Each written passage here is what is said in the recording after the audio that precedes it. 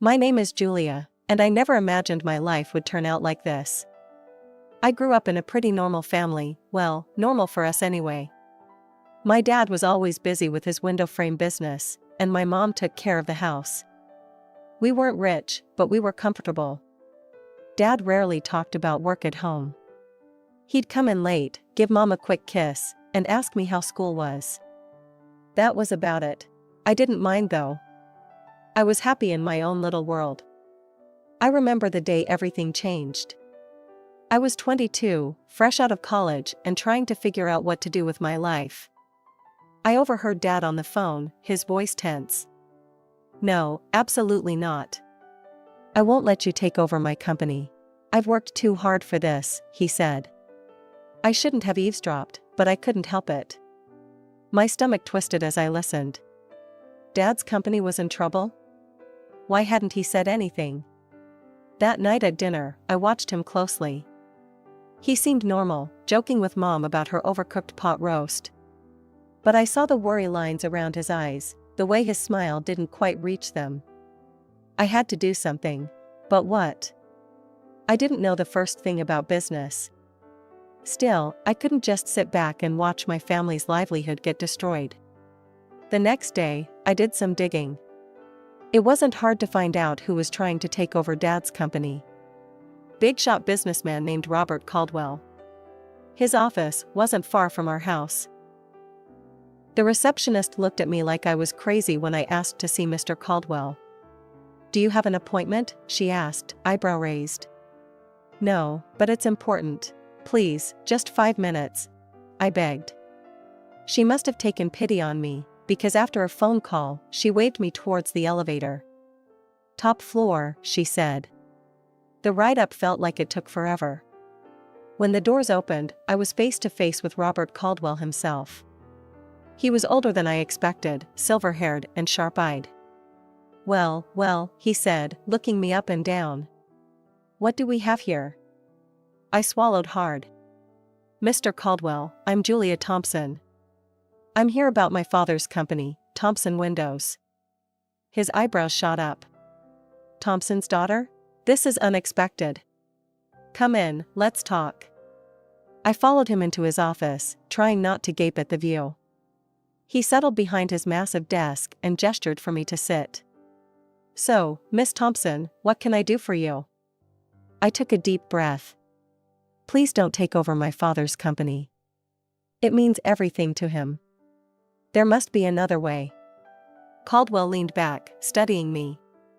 "Interesting. I have a proposition for you, Miss Thompson. I'll leave your father's company alone, if you agree to marry my son." I stared at him, sure I'd misheard. "Excuse me?" "You heard me. Marry my son, make him grow up a little. Do that, and your father's company is safe." I left Caldwell's office in a daze. Marry his son? Was he insane? But the more I thought about it, the more I realized I didn't have much choice. It was either this, or watch my father's life's work crumble. The next day, I found myself back in that intimidating office. Caldwell was waiting, a smug smile on his face.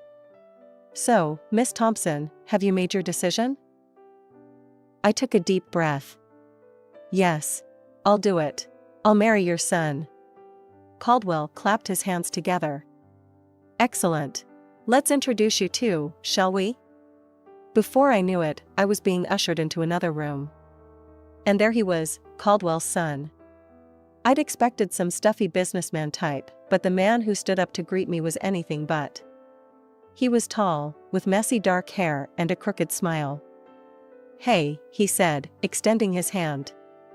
"I'm Jack. You must be Julia?" I shook his hand, trying not to show my surprise. "Yeah, that's me." Jack's father cleared his throat. "I'll leave you two to get acquainted." As soon as the door closed behind him, Jack's casual demeanor vanished. He ran a hand through his hair, looking uncomfortable. "Look, I'm sorry about this. My dad, he's got some pretty old-fashioned ideas." I shrugged, trying to seem nonchalant. "It's fine. We're both adults, right? We can handle this." Jack laughed, but it sounded forced. Yeah, sure. Just a casual arranged marriage. No big deal.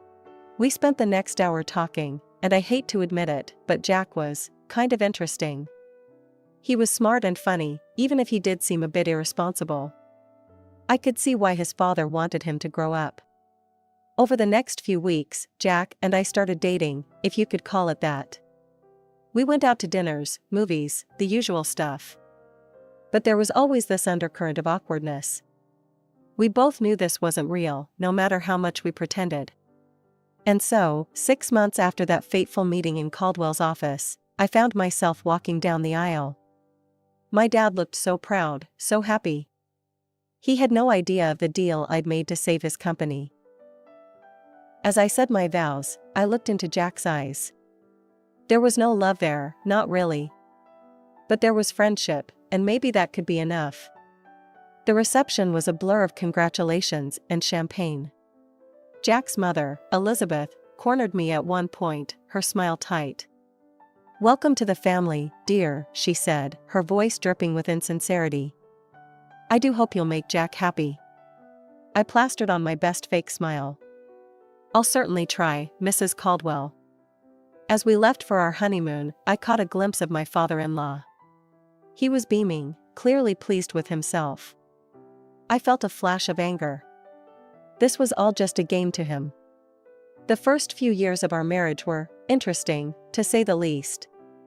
Jack and I settled into a routine of sorts. We lived in a nice house, courtesy of his father's wealth, but it felt more like we were roommates than husband and wife. I tried my best to be a good influence on Jack. Slowly but surely, I saw changes in him. He started spending less time with his party-loving friends and more time at the office with his father. I could see the pride in his father's eyes when Jack started showing real interest in the business. It made me feel like maybe this whole arrangement wasn't for nothing. Jack's mother, on the other hand, was a different story. She never outright said anything, but I could feel her disapproval radiating off her in waves. The way she'd purse her lips when I spoke, or the backhanded compliments she'd give. "Oh, Julia, that dress is interesting. So brave of you to wear something like that." I'd grit my teeth and smile. "Thank you, Mrs. Caldwell." Despite the challenges, I held on to hope. Maybe, just maybe, Jack and I could grow to love each other. Maybe when we had kids, things would change. But life had other plans. It was a crisp fall day when we got the news. Jack and I sat in the doctor's office, the silence heavy between us. "I'm sorry," the doctor said, his voice gentle. "But the tests show that you, Mr. Caldwell, are unable to father children." The words hit me like a physical blow. No children.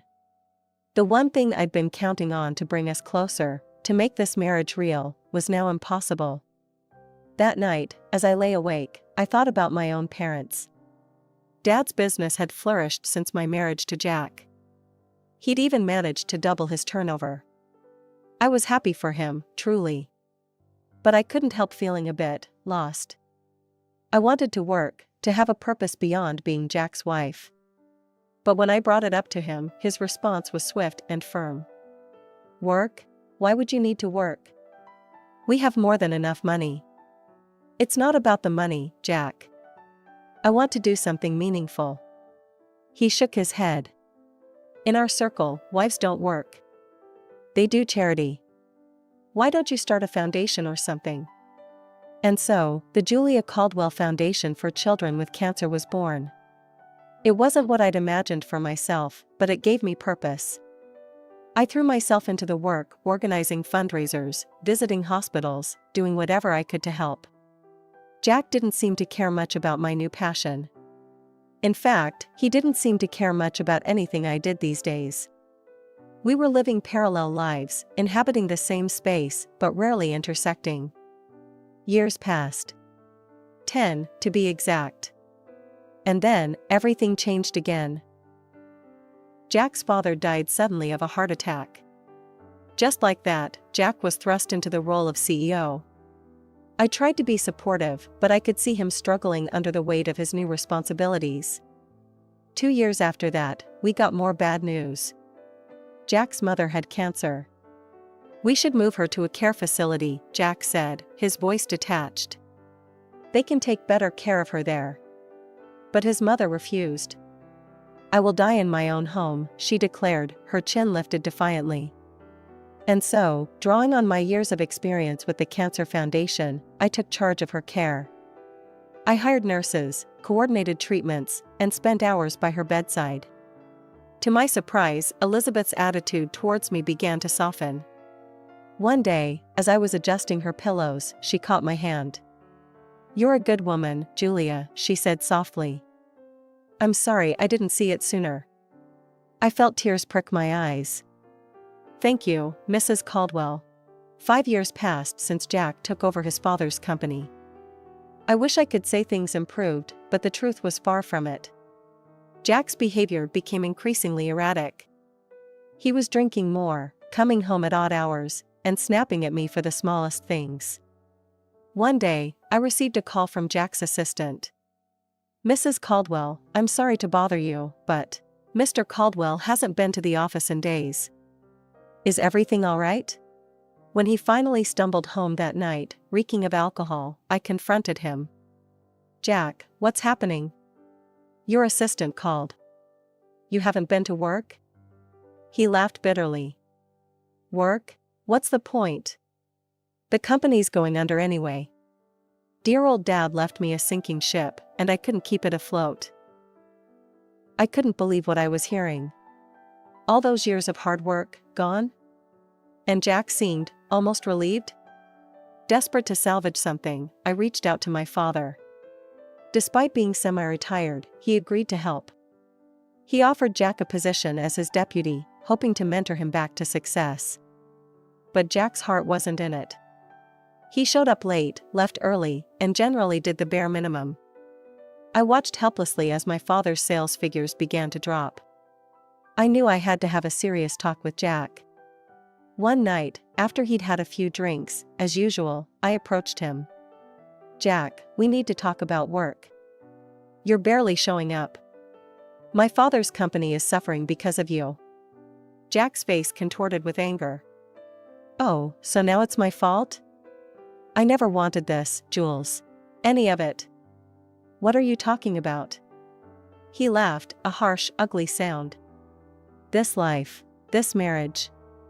I'm just waiting for Mom to kick the bucket so I can sell her house and get out of here." I stared at him, horrified. "How can you say that? Your mother is dying, and all you care about is her money? Don't act all high and mighty," he spat. "We both know this marriage is a sham. You're just as eager to get out as I am." Disgusted, I turned to leave the room. As I opened the door, I came face to face with Jack's mother. The look on her face told me she'd heard everything. For a moment, we just stared at each other. Then, silently, she reached out and squeezed my hand. In that gesture, I felt her gratitude, her understanding, and her sorrow. The day I got the call about my parents' plane crash, my world shattered. Mom and Dad, gone in an instant. Their small plane to Hawaii, meant to be a second honeymoon, became their final journey. I needed support, someone to lean on. But Jack? He was nowhere to be found. My own husband couldn't even be bothered to show up to the funeral. As I stood there, watching my parents' caskets lowered into the ground, I felt more alone than ever. After the funeral, anger began to replace my sorrow. How dare he? How could he abandon me when I needed him most? With this newfound fury fueling me, I marched into Dad's company, our company now, I supposed. The sight that greeted me when I entered Dad's old office made my blood boil. There was Jack, lounging in Dad's chair like he owned the place, barking orders like some conquering hero. "Jack," I said, my voice tight with barely contained rage. "We need to talk." He looked up, his face a mask of annoyance. "What is it now, Jules? Can't you see I'm busy?" "Busy?" I spat. "You couldn't even be busy enough to come to my parents' funeral." Jack rolled his eyes. "Oh, here we go with the moralizing again. You know what, Jules? Always nagging, always pushing. Well, I'm done with it. And I'm done with you. I stared at him, shocked. Then I saw something change in his eyes. A cold, calculating look replaced the anger. You know, Jules, he said, his voice suddenly calm. This company? It's worth about $17 million. And guess what? As deputy director, it's all mine now. My heart dropped. What are you talking about? He leaned back in the chair, Dad's chair, with a smug smile. I'm the deputy director. I have all the passwords, access to all the accounts. I'm in charge now, and there's nothing you can do about it. You can't do this, I said, my voice shaking. You've already run your father's company into the ground. I won't let you do the same to my father's legacy. Jack laughed, a cold, harsh sound. Oh, I'm not going to run it. I'm going to sell it, piece by piece. And then I'm going to live like a king. Before I could stop him, he turned to the computer. I watched in horror as he transferred a large sum from the company account to his personal one. There, he said, turning back to me. That should keep me comfortable for a while. Then, as if this whole thing was just a minor inconvenience, he reached into his desk drawer and pulled out a stack of papers. He tossed them at me casually. Oh, and here, divorce papers. I think it's time we ended this farce, don't you? I caught the papers reflexively, my mind reeling. This couldn't be happening. It was too much, too fast. My parents dead, my marriage over, my father's company being stolen right in front of me. I left the office in a daze, divorce papers clutched in my hand. But as I walked, something inside me shifted. I'd spent years bending to Jack's will, to his father's manipulations. No more. It was time to fight back. With renewed determination, I headed straight to my father's lawyer's office. Mr. Henderson had been Dad's friend and confidant for years. If anyone could help me, it would be him. Julia, Mr. Henderson said, rising to greet me as I entered his office. I'm so sorry about your parents. How are you holding up? I collapsed into the chair across from him, the events of the day spilling out in a rush. Mr. Henderson listened patiently, his expression growing grimmer by the minute. When I finished, he leaned back in his chair, a small smile playing on his lips. Julia, I think it's time I shared something with you. Your father's will. He made some changes just before the accident. As he read the will, I felt a weight lifting off my shoulders. The company, it was mine. All mine. Dad had left it to me, not Jack. But there was more. Mr. Henderson looked up from the papers, his eyes twinkling. There's something else you should know. Your father dismissed Jack 2 weeks before his death. Fired him outright. I couldn't help it, I laughed. A real, genuine laugh for the first time in what felt like forever. So all those orders Jack was giving. Completely meaningless, Mr. Henderson confirmed. Then he pulled out an envelope. There's one more thing. A letter from your father. With shaking hands, I opened it. Dad's familiar handwriting blurred as tears filled my eyes. My dearest Julia, it began. If you're reading this, it means I'm gone. I'm sorry for leaving you like this, but I hope I've left you with the tools to build the life you deserve. The company is yours now. And Jules? It's time to let go of Jack. You've given enough of yourself to that marriage. It's time to live for you. I love you, sweetheart. Make me proud. I looked up at Mr. Henderson, wiping my eyes. Do you have a pen? Without a word, he handed me one. I signed the divorce papers Jack had given me, feeling lighter with each stroke of the pen. Can you file these? I asked, handing them back. I want this done as quickly as possible. Mr. Henderson nodded. Consider it done. As I left his office, I felt free. For the first time in years, maybe for the first time ever, I was in control of my own life. No more Jack, no more Caldwell's pulling my strings. On impulse, I pulled out my phone and called Sarah, my best friend from the charity foundation. Sarah? It's Julia. Want to meet for coffee? I've got some news. An hour later, we were seated in our favorite cafe, lattes in hand. So, Sarah said, eyeing me curiously. What's this big news? I took a deep breath, then let it all out. Jack, the company, the divorce. Sarah listened, her eyes widening. When I finished, she reached across the table and squeezed my hand. Girl, you're free. And now you're the boss. I couldn't help but smile at her enthusiasm. I don't know, Sarah. Can I really run a company? She fixed me with a stern look. Are you kidding me? Julia, you've been running that charity foundation like a pro for years. You're smart, you're organized, and you actually care about people. You're going to be an amazing CEO. After my talk with Sarah, I felt invigorated. It was time to face the music and get my things from Jack's house. I never really thought of it as my home, and now I knew why. I found my mother-in-law, Elizabeth, in the living room. Her face was drawn, tired from her ongoing battle with cancer. Elizabeth, I said gently, I'm here to get my things. Jack and I, we're getting divorced. To my surprise, her eyes filled with tears. Julia, I know I haven't always been kind to you. But you've been so good to me. Would you consider taking me with you? I was stunned. You want to come with me? Before she could answer, the front door slammed open. Jack stormed in, his face red with fury. You, he shouted, pointing at me. What the hell did you do?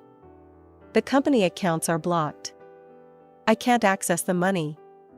I straightened my spine, looking him dead in the eye. That money isn't yours, Jack. It never was. Oh, and by the way, my father fired you 2 weeks ago. You have no claim to the company. I've already instructed security not to let you in the building. Jack's mouth opened and closed like a fish out of water. Then his gaze shifted, noticing his mother packing a suitcase. Mom? What are you doing? Elizabeth looked at her son, her expression a mix of sadness and determination. I'm going with Julia. I'm sorry, Jack, but you've proven to be unreliable. Jack's face turned an even deeper shade of red. Unreliable? Me? This is all your fault. You raised me to be this way. You and your coddling and your expectations. He turned to me, his voice dripping with venom. Fine. Get out. Both of you. I don't need either of you. I felt a wave of pity for him. This angry, bitter man was a far cry from the charming, if irresponsible, guy I'd married. But I couldn't let that sway me. Not anymore. Come on, Elizabeth, I said softly. Let's get your things. As we packed, Jack continued to rant and rave, hurling insults and blame. But we tuned him out, focusing on the task at hand. The drive to my parents' house was quiet. Elizabeth dozed in the passenger seat, the stress of the day taking its toll. As we pulled up to the house, a lump formed in my throat. It felt strange coming here without Mom and Dad. We're here, I said softly, gently waking Elizabeth. I helped her inside, leading her to my parents' room. It felt right, somehow, to give her the space. Are you sure? Elizabeth asked, her eyes wide as she took in the room. I nodded, swallowing past the lump in my throat. Yes. I think they would have wanted it this way. As I helped Elizabeth settle in, I felt a strange mix of emotions. Grief for my parents, relief at being free from Jack, uncertainty about the future. But underneath it all, there was a glimmer of hope. Taking over Dad's company was like diving into the deep end of a pool without knowing how to swim. Those first few months were a whirlwind of meetings, financial reports, and sleepless nights. But I was determined to make it work. I hired Tom, a brilliant business consultant, as my right-hand man. He patiently guided me through the intricacies of running a multi-million-dollar company. You've got good instincts, Julia, he'd say. Trust them.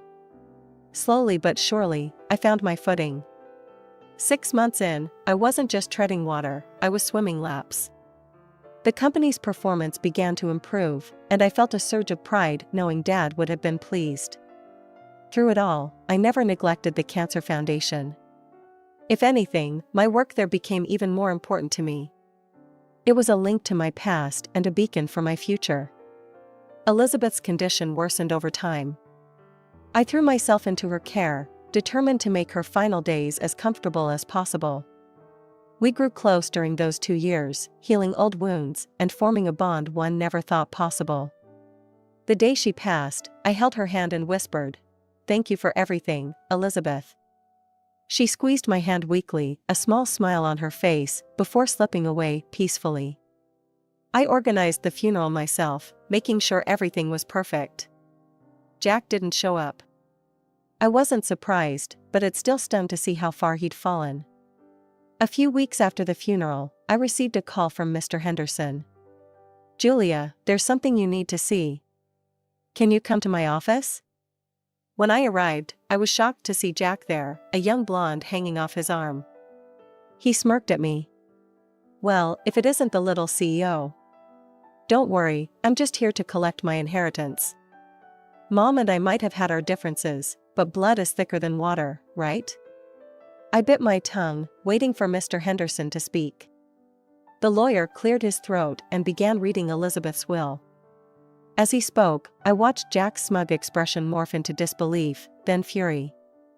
"And so, I leave my house and all my savings to Julia Thompson, with the stipulation that the money be donated to the Cancer Foundation she so passionately supports." Tears sprang to my eyes. Elizabeth's final act of kindness overwhelmed me. Jack exploded. "This is bullshit. She manipulated Mom. She's a fraud, a gold digger. She ruined my life, and now she's stealing my inheritance." His girlfriend, looking bewildered, stepped away from him. "You said we'd be set for life with this money. I'm out of here." She stormed out, leaving Jack sputtering. As I left the office, I heard Jack's continued ranting fade behind me. I felt light, free. Elizabeth's gift wasn't just about the money, it was validation. She had seen me, truly seen me, and found me worthy.